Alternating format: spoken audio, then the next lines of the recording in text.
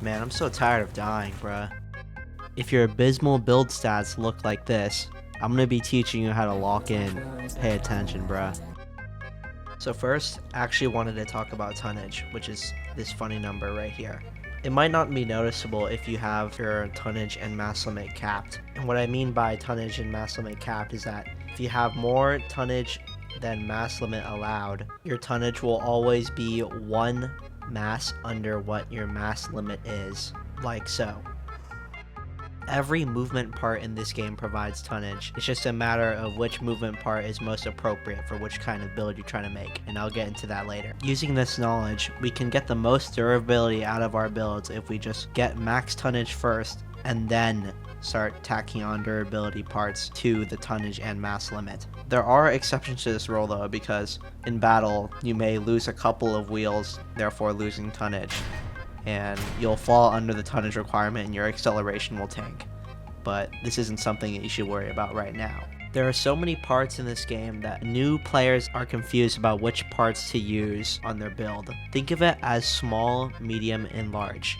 You don't want to mix large parts or heavy parts with the smaller parts, because while it may seem that these heavy parts provide high durability, the ratio of dura to mass is really garbage compared to the lighter parts. So your build should consist of either all light parts, all medium parts, or all heavy parts, but this is very situational depending on the constrictions that you have. If you wish to see a more in-depth spreadsheet of all the parts and their properties, I have this link below in the description. Now that all the boring stuff is out of the way, it's time to actually start making stuff. I know a lot of you guys don't have all the fancy things, so the first build, or the first couple of things I'll teach, will be a couple of pointers about what you can do when making a wheeled build. So the first thing I actually want to point out over here is this section or like category selection thing on the left. A lot of people don't know about this, but you can actually sort through which specific parts you want to use, like modules, guns, wheels, structure, decor. Because I see a lot of people use like this all section, and it just gets really confusing because you have this like really giant catalog like as you progress through the game, and it can get really confusing for especially new builders. Another super niche tip is if you're like trying to look for a certain shape or a part to fit this weird area. For example, I want to put something that covers this frame in the front here of this car.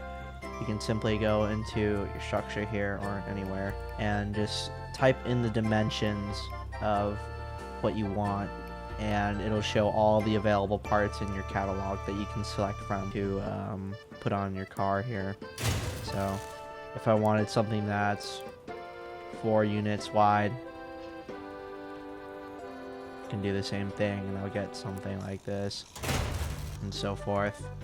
Next, I wanted to talk about build archetypes and which cabins are most appropriate for which kind of builds you're trying to make. So say for example we have this cockpit cabin here. This is one of the many light cabins in the game, and while it may be cool to have 9,000 durability on a vehicle that goes 100 miles an hour, it just isn't feasible because the game doesn't allow you to because of the mass limit.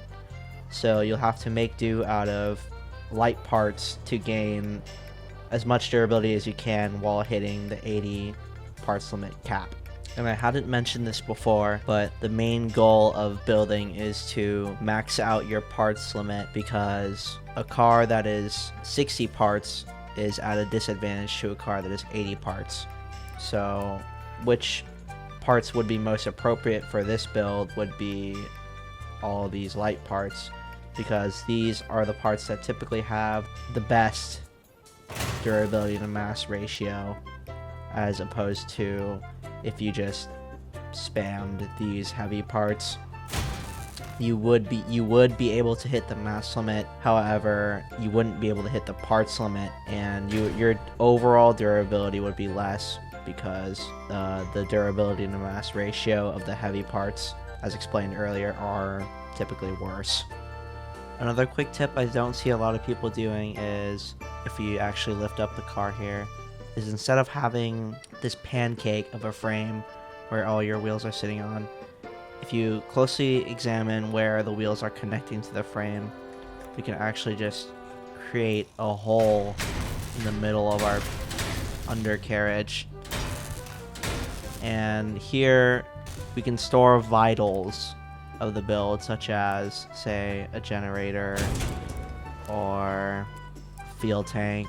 I know a lot of you guys like to put fuel in your builds, passive income, just anything that is most vulnerable to enemy fire. Like if you see, well, the front isn't a great example here, but on the sides it's way better and less visible to the enemy than as opposed to if we just stuck these parts above the frame where the enemy can easily shoot down on you. And please let me know what content type fits you guys the most.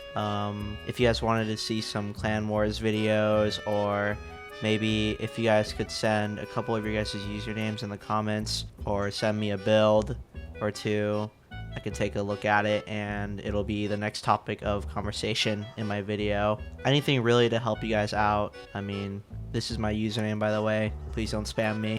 This is just the second video of a series that I'm making to help people learn how to build. And if you'd like to see more of this content, please stick around. Thank you for watching.